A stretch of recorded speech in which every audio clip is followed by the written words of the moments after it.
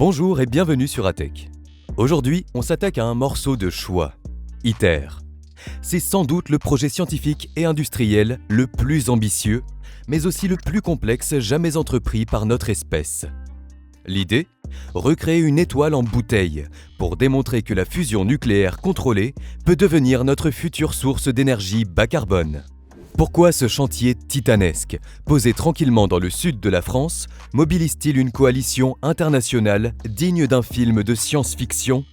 Comment des aimants refroidis, à faire passer l'Arctique pour un spa, parviennent-ils à confiner un plasma porté à plus de 150 millions de degrés Celsius ? Et surtout, où en est-on vraiment après la découverte de défauts majeurs et une révision totale du calendrier ? Attachez vos ceintures, on part pour Cadarache.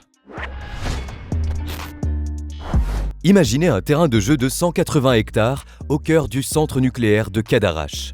C'est là que prend forme ITER, un nom qui signifie « le chemin » en latin, même si pour certains ingénieurs, le chemin ressemble parfois à un parcours du combattant. Ce projet, c'est l'ultime travail de groupe à l'échelle planétaire. L'accord, lancé en 2007, réunit aujourd'hui l'Union européenne, la Chine, l'Inde, le Japon, la Corée, la Russie et les États-Unis. Même la Suisse est de la partie, associée via Fusion for Energy depuis le 1er janvier 2026. L'Europe paie la plus grosse part, environ 45%, mais ici, on ne se contente pas d'envoyer un chèque. La contribution se fait en nature. En gros, c'est comme si chaque pays devait fabriquer une pièce d'un moteur ultra complexe dans son coin, puis tout envoyer en France en espérant que le puzzle s'assemble au millimètre près. C'est un cauchemar logistique, mais c'est aussi ce qui fait la beauté et la fragilité du projet. Sur le site, c'est une véritable fourmilière. Usine de cryogénie, réseau électrique haute tension digne d'une petite ville et bâtiments massifs. Mais attention, ITER n'est pas une centrale électrique. On ne va pas brancher votre grille-pain dessus tout de suite, c'est un démonstrateur scientifique. Son job est de lever les verrous technologiques, comme la gestion d'un plasma de deutérium-tritium et le flux de neutrons qui va avec. Le monument central, c'est le tokamak complexe.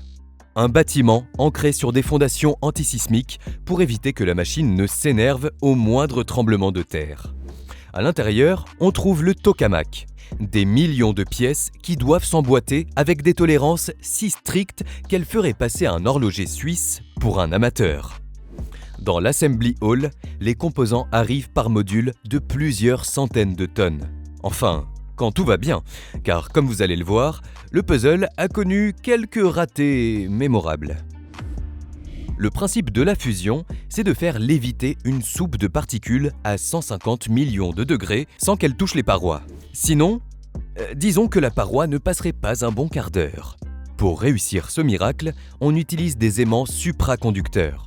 Le système comprend 18 bobines toroïdales, un effort industriel colossal, où l'Europe en a fabriqué 10 et le Japon 9, en comptant la pièce de rechange. Ces colosses sont refroidis précisément à 4,5 Kelvin grâce à de l'hélium liquide. Pour vous donner une idée, on est à peine au-dessus du zéro absolu, la température la plus froide possible dans l'univers.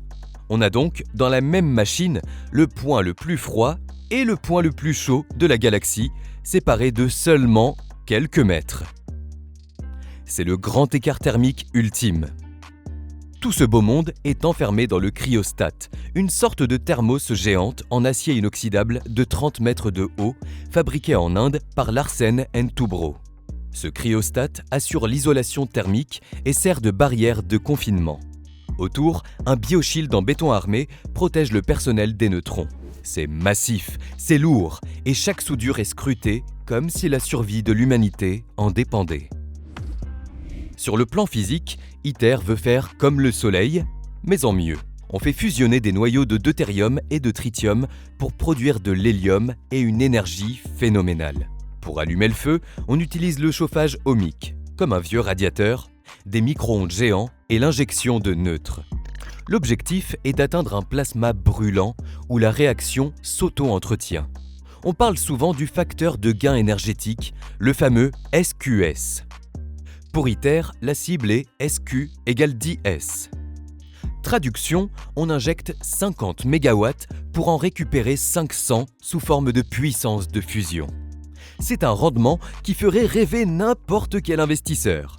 Mais attention, ce sont des cibles expérimentales. L'un des grands avantages de la fusion, c'est qu'il n'y a pas de risque d'emballement façon Tchernobyl. Si on coupe l'alimentation, la réaction s'arrête net, comme une flamme de gaz. Par contre, les neutrons produits finissent par rendre les matériaux de la machine un peu nerveux. On génère ainsi des déchets radioactifs de très faible à moyenne activité, mais essentiellement à vie courte. Rien à voir avec les millénaires de stockage de la fission classique. Ici, après une centaine d'années, on peut commencer à recycler. On ne va pas se mentir, construire le projet le plus complexe de l'histoire n'est pas un long fleuve tranquille. En 2022, c'est la douche froide. On découvre des fissures dans les tuyauteries de refroidissement et des défauts de soudure sur les secteurs de la chambre à vide. Résultat, on arrête tout. On sort même le premier module déjà installé pour le réparer. C'est l'équivalent de devoir démonter le moteur de votre voiture après avoir enfin réussi à le poser parce qu'une petite vis au fond est mal serrée.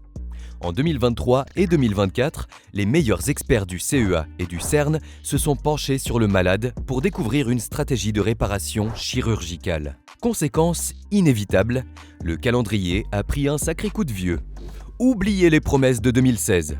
Le premier plasma, initialement prévu pour 2025, est désormais officiellement fixé à 2033 selon la nouvelle baseline de 2024.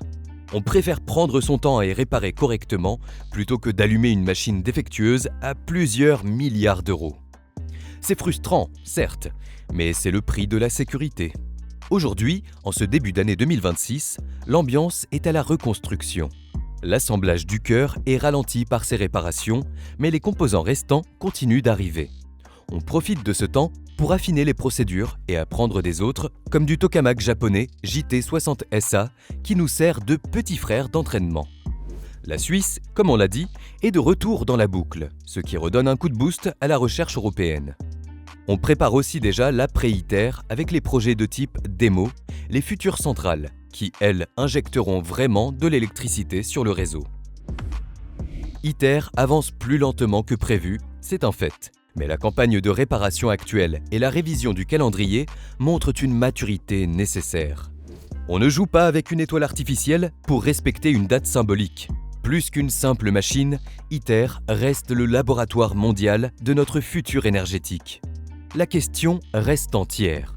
La fusion sera-t-elle la solution miracle du XXIe siècle ? On n'a jamais été aussi près de la réponse, même si le chemin est encore long.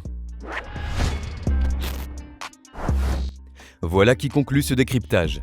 Si vous avez tenu jusqu'au bout, c'est que la physique nucléaire ne vous fait pas peur. Et ça, c'est beau.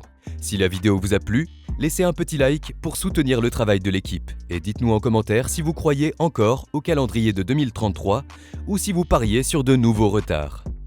De nouvelles vidéos arrivent bientôt, alors n'oubliez pas de vous abonner et d'activer la cloche. À très vite!